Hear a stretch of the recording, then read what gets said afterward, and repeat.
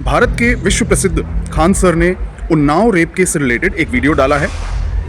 मैं अपना ये वीडियो खान सर को डेडिकेट कर रहा हूँ और आप सभी से अनुरोध है कि इस वीडियो को आप खान सर तक जरूर पहुंचाइएगा। आइए सबसे पहले सुनते हैं खान सर ने क्या कहा। उन्नाव जिला है, वहां का एक सेंगर करके विधायक था, कुलदीप सेंगर ऐसे करके था। वो रेप किया, 17 साल की लड़की का, नाबालिग का रेप किया। और वो एफआईआर लिखने गई ना, तो पुलिस वाला एफआईआर नहीं लिखा सब, पुलिस वाला एफआईआर नहीं लिखा सब। तो विधायक था वो, उन्नाव का विधायक के भाई सब जाके लड़की के बाप को इतना मारा सब कि बेचारा अधमरा हो गया।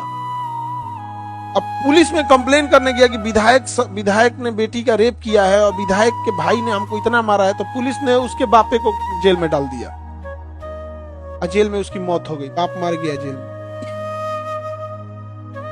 इतना तबाही, विधायक इतना पावरफुल था कि कभी गवाही देने जा रही थी ना, तो गाड़ी ट्रक चढ़वा दिया गाड़ी पे उसकी, तो बुआ लोग मर गई और ये आईसीयू में एडमिट हो गई, वेंटिलेटर पे 15 दिन थी। इतना झमेला हुआ। लेकिन फिर वो लड़की योगी आदित्यनाथ जी के दरवाजे पे जाके आत्मदाह करने की प्रयास की कि हम मर जाएंगे, उससे अच्छा आपके दुआरिये पे मरे। तब फिर केस हुआ और उसको उम्र कैद की सजा हो। आप ताली बजा रहे हैं, अब सुनिए। कल उसको बेल मिल गया। हाँ, कल उसको बेल मिल गया। अब सुनो ध्यान से। 140 करोड़ लोगों में किसी की औकात नहीं है जो उसके खिलाफ कुछ बोल सके। अब समझ में आया हम गुलाम क्यों थे? सबको दिख रहा है, सामने है। 140 करोड़ हिंदुस्तान में किसी की औकात नहीं। अच्छा, जो बोल रहा है ना, वो इस बात के लिए डरा है कि कहीं मेरा यूट्यूब ना डिलीट हो जाए, कहीं हमारे ऊपर एफआईआर ना हो जाए। यह है खौफ। वो बलात्कारी के खिलाफ बोलने में हालत खराब हो जा रही है लोगों की। समझ में कि नहीं आ गया?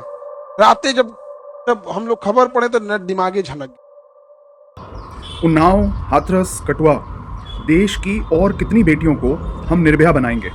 नाम तो हमने उस बेटी का भी निर्भया रख दिया था, लेकिन आज देश भर की बेटियां भयभीत हैं। वो इसलिए क्योंकि देश की सरकार, देश के महकमे, देश की जुडिशरी, जिनको आप सैलरी देते हो आपकी रक्षा सुरक्षा के लिए, आपके हितों में काम करने के लिए, वो आज आपको सबसे ज्यादा हानि पहुंचा रहे हैं। मणिपुर में किस तरीके से हमारे सैनिक की बीवी को और एक और बहन को सड़कों पर नंगा घुमाया गया, जिससे पूरा देश, पूरी दुनिया के आगे शर्मसार हुआ। लेकिन कुछ लोग जो शर्मसार नहीं हुए हैं, वो सरकार और जुडिशरी के लोग, जिन्होंने मणिपुर के मुद्दे को सुनना ही बंद कर दिया और वहां की बनी कमेटी को भी खत्म कर दिया, खारिज कर दिया, ताकि कोई भी विक्टिम हो, किसी भी तरीके का हो, उसको कोई भी राहत ना मिल सके। राहत मिलेगी तो सिर्फ कुलदीप सिंह सेंगर जैसे लोगों को, राम रहीम जैसे लोगों को, आसाराम जैसे लोगों को। आम इंसान को सिर्फ डंडे खाने हैं। और रेप विक्टिम अगर इस संगीन अपराध जो कि जजेस ने किया है उसके खिलाफ अगर आवाज उठाते हैं, तो उसको किस तरीके से पुलिस ने बर्बरता से उठा के फेंका, आइए जरा देखिए पहले 1 मिनट। अरे कहाँ है?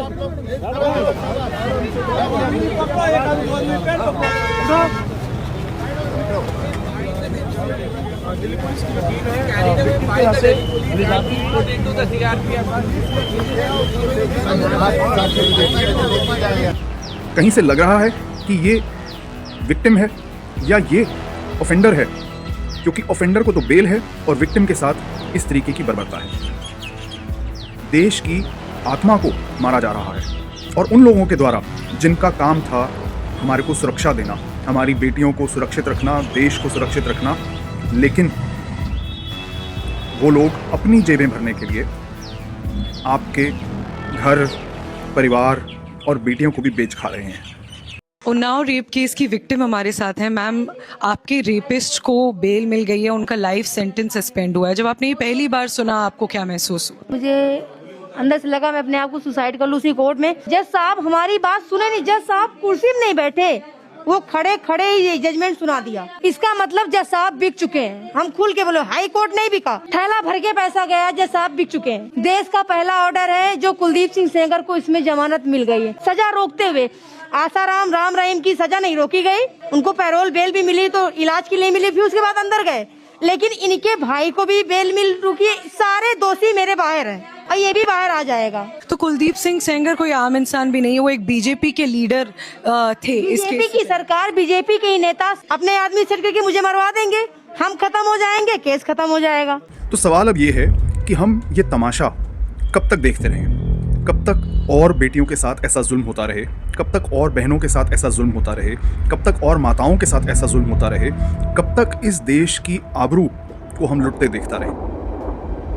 आज वक्त है कि इस जुडिशरी को, जो कि ना केवल बिक चुकी है लेकिन अंदर से मर चुकी है, उसको झकझोड़ा जाए और बदला जाए। तो आइए, आप सभी को मेरा अनुरोध है, आह्वान है कि आप परिवार सहित 6 जनवरी को सुबह 11 बजे सुप्रीम कोर्ट पहुंचिए। देश भर से बेटियां जिनके साथ किसी भी तरीके का अपराध हुआ है, किसी भी तरीके की प्रताड़ना हुई है, उन सभी से, उनके सभी परिवारों से मेरा अनुरोध है कि आप सहपरिवार 6 जनवरी सुबह 11 बजे भारी संख्या में सुप्रीम कोर्ट पहुंचिए। जो धरने हम अलग अलग लगा रहे हैं, उन सभी धरनों को इकट्ठा करके सुप्रीम कोर्ट के आगे धरना अब लगाया जाए, क्योंकि ये अब और बर्दाश्त नहीं करना चाहिए। ये बर्दाश्त तो बहुत साल पहले ही नहीं करना चाहिए, लेकिन अब और नहीं, अब बस।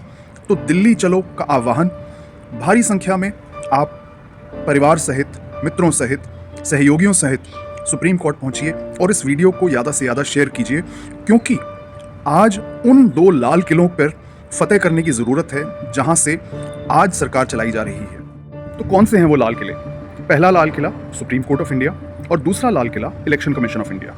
दोनों की मिली भगत से आज देश में एक ऐसी सरकार काबिज है जिसको देश के लोगों ने वोट नहीं किया।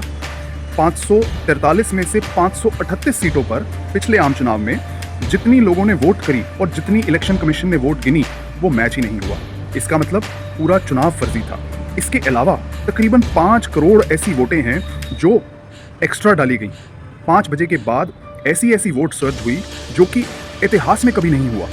और इन्हीं दोनों चीज़ों के चलते एक ऐसी सरकार आके देश पर कब्जा करके बैठ गई है जिसको लोगों ने वोट नहीं किया।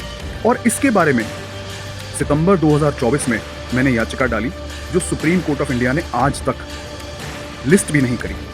तो अभी हमें ये समझने की ज़रूरत है कि कोर्ट आपका नहीं है, कोर्ट सरकारी बन चुका है। ये सुप्रीम कोर्ट ऑफ इंडिया ना रह के supreme court of Bharatiya Janata party बन चुका है, सुप्रीम कोर्ट ऑफ RSS बन चुका है। Election commission of India, election commission of India ना रह के election commission of Bharatiya Janata party बन चुका है। सभी इंस्टीट्यूशंस पे कब्जा हो चुका है। और जब तक इन लाल किलों को आप वापस अपने हाथ में नहीं लेंगे, तब तक ये दिक्कतें बढ़ती रहेंगी। और ये सभी घटनाएं सिर्फ ये 3-4 बड़े नाम जो हैं, केस जो सामने आए, उन पर सीमित नहीं हैं। हमें पता है कि रोज़ भारत में कितने रेप होते हैं, कितने ऐसे कांड होते हैं जिनकी कभी रिपोर्टिंग ही नहीं होती। अगर रिपोर्टिंग होती है तो पुलिस FIR नहीं करती, FIR करती है तो विक्टिम को ही डराया जाता है कि कंप्लेंट वापस ले लो, केस वापस ले लो। और जुडिशरी इसमें सभी चीज़ों को नज़रअंदाज करते हुए विक्टिम को ही और विक्टिमाइज़ करती है। वक्त है ये सब बदले, क्योंकि ये देश के साथ खिलवाड़ है, ये देश के साथ धोखा है और ये देश के हर इंसान की हत्या है। जिसने जुर्म किया है वो बाहर हो रहा है और आपको अब कैद में रहना पड़ेगा, क्योंकि आपको अपनी लाइफ के लिए डर है, क्योंकि वो बाहर। ये डर है, हमेशा डर है। अगर ये देश भूल चुका है कि आपके साथ क्या हुआ था 2017 में, आप क्या बताना चाहेंगी, एक अपना मैसेज देना चाहेंगी? 2017 में हमारे साथ कुलदीप सेंगर ने रेप किया, उसके बाद मेरे पिता को मारा, उसके बाद मेरा एक्सीडेंट कराया। इस जजमेंट के बाद आप शांति से इंडिया गेट पर बैठी थी, कोई उसमें वायलेंट प्रोटेस्ट नहीं थी और वो भी आपको करने का हक नहीं दिया गया। आपको गेट में बोला कि आपका अधिकार नहीं है, ठीक है मेरा अधिकार नहीं है, लेकिन क्या रेप करना अधिकार है? आखिरी सवाल, ये इतना बड़ा केस बना था मैम, पूरे देश की अटेंशन थी इस केस पर, और उस केस में अगर कन्विक्ट को रिलीज कर दिया गया है तो और औरतों की सेफ्टी के लिए ये क्या मैसेज जाता है? हम ही नहीं है, हमारे से बहुत देश में बहनें हैं हमारी कि रेप होता है, उनकी तो हिम्मत टूट चुकी है कि रेप होगा, 5 साल बाद बाहर आ जाएंगे। देश में आज एक कैंसर फैला हुआ है। ये बीजेपी आरएसएस का कैंसर है, ये वायरस है। और जब तक इस कैंसर का, इस ट्यूमर का, इस वायरस का इलाज नहीं करेंगे, तब तक देश से ये बीमारी, ये रोग, ये रेप और घिनौने अपराध खत्म नहीं होंगे। तो इस सभी का इलाज करने के लिए आइए 6 जनवरी को बहुत भारी तादाद में, लाखों की तादाद में हम सुप्रीम कोर्ट पर एकत्रित हों और अगले ही दिन सुबह 11 बजे 7 जनवरी को हम फिर से लाखों की तादाद में इलेक्शन कमीशन ऑफ इंडिया पे एकत्रित हों।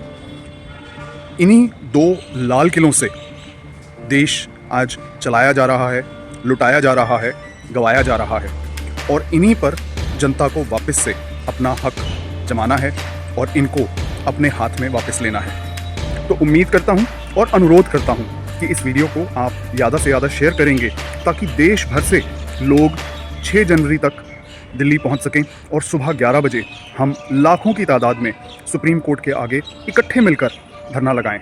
मुझे पूरा विश्वास है बेटियों की इज्जत बचाने आज आएगा आगे पूरा भारत समाज। इस वीडियो को वायरल कीजिए, इस संदेश को वायरल कीजिए, घर घर तक ये संदेश पहुंचाइए कि पूरा देश इकट्ठा होकर सुप्रीम कोर्ट पर हर मुद्दे के लिए हर प्रताड़ित इंसान इकट्ठे धरना लगाएगा और अगले दिन हम इलेक्शन कमीशन ऑफ इंडिया पे देश के इतिहास का सबसे बड़ा धरना लगाकर इन दोनों कॉन्स्टिट्यूशन इंस्टीट्यूशंस को वापस अपने हाथ में लेंगे ताकि ये दोनों कॉन्स्टिट्यूशनल इंस्टीट्यूशंस कॉन्स्टिट्यूशन के तहत चल सकें और जिसमें सबसे पहला वादा जस्टिस का है।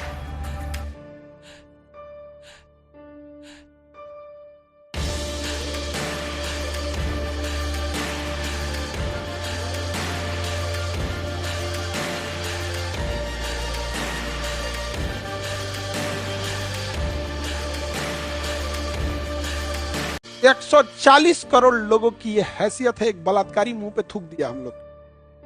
बाप को मारा पुलिस में, उसके बाद पुलिस कहती है हमारी इज्जत क्यों नहीं। अरे यार तुम लोगों ने क्या अपना इज्जत की जगह डर बना दिया तुम लोगों ने। कि यही चीज दुबई में किया रहता तो आज उसका सर काट दिया गया रहता, दुबई में फांसी दे दिया रहता। अब तक हम कहते हैं ना, क्राइम ऐसा नहीं है कि दुनिया में कभी खत्म हुआ है, बट इस तरह से जो खुलेआम अपराधी हैं उनको तो कम से कम सजा दो। अच्छा यही कोर्ट कह रहा है कि अरावली हम बचाएंगे। अरे तुम एगो बलात्कारी को बचा रहा है, उसको जमानत दे दिया, ये दादा हो दादा। अगर आप लोग इसको बहुत बड़े पैमाने पे उठाइएगा, बहुत बड़े पैमाने पर, तो 1 से 2 दिन के अंदर उसका बेल रद्द हो जाएगा, वापस जेल में जाएगा वो। मिलते हैं दिल्ली में बहुत भारी संख्या में 6 जनवरी को। शुक्रिया, नमस्कार, आदाब, सत श्री अकाल, गुड इवनिंग, जुले।